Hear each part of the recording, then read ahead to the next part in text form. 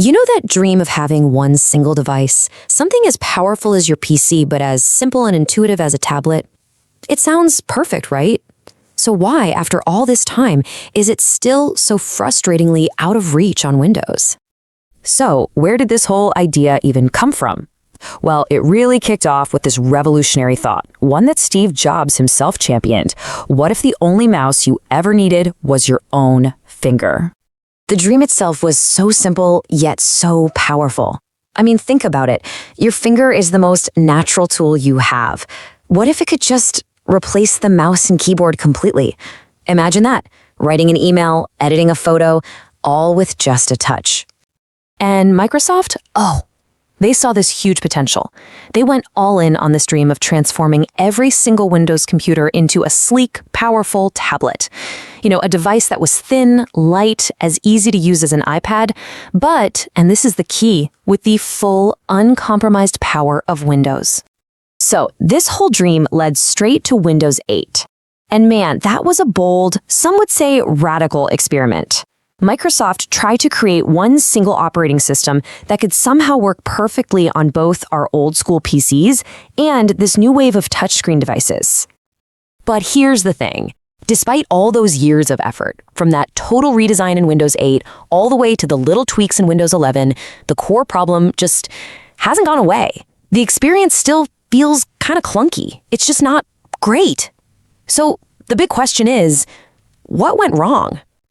All right, so let's get into the first big reason why this is so tough. And it really boils down to this fundamental clash, this battle between two things, your finger and the tiny little pixel on the screen. And this right here, this is the heart of the problem. A mouse? It gives us incredible pixel-perfect precision.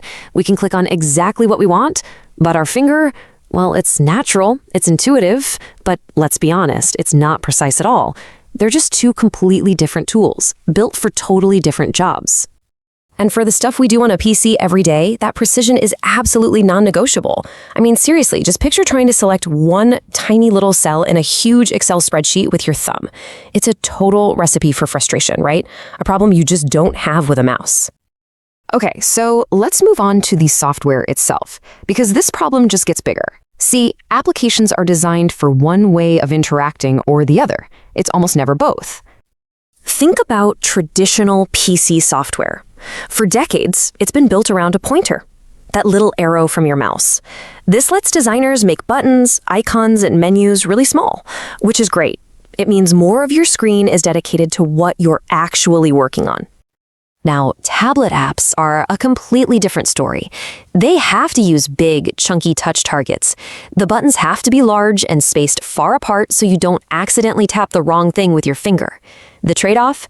Well, all those big buttons and menus start eating up a ton of your valuable screen space. And this is where it all went wrong with Windows 8.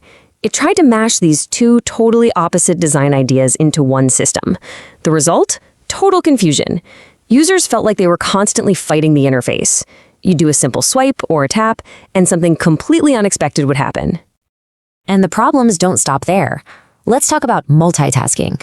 That smooth, efficient workflow we're so used to on a PC, it just gets completely shattered by the choppy start and stop nature of touch.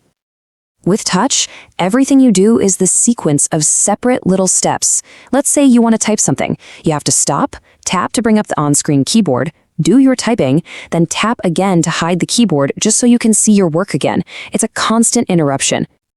Now, compare that to a good old mouse and keyboard. Your eyes stay glued to the screen, and your two hands just work together in perfect harmony. You're typing, you're clicking, you're navigating, all at the same time, without ever breaking your focus. It's just so much faster and more fluid. Okay, and finally, we've got to talk about the simple, uncomfortable, physical truth of trying to use touch on a device that's built like a laptop. Yeah, there's actually a name for this problem. It's called Gorilla Arm. And if you've ever tried it, you know exactly what it is. It's that tired, sore feeling you get in your shoulder and arm from holding it up to poke it at a vertical screen over and over. It just gets really uncomfortable really fast. You know what's really telling? Even Apple, the company that pretty much perfected the modern touch interface, keeps its laptops and tablets totally separate. For years, they pushed the iPad as a laptop replacement, right? But they still have two different operating systems, Mac OS for Macs and iPad OS for iPads. That's basically them admitting, hey, these are different tools for different jobs. So when you add it all up, it's not just one single thing. It's this whole cascade of problems that are all tied together. You've got the precision problem, the software design problem, the broken workflow, and even the simple fact that it's physically uncomfortable to use. It all just doesn't quite work. And that leaves us with one last big thought. Microsoft tried so hard to build that one device to rule them all, but what if the dream itself was the problem? What if PCs and tablets are just fundamentally different, and trying to force them to be the same thing was a mistake from the very beginning? If you enjoy this video, please like, share, subscribe and hit the bell to the later update from my channel. Thank you for watching till the end and see you in the next video.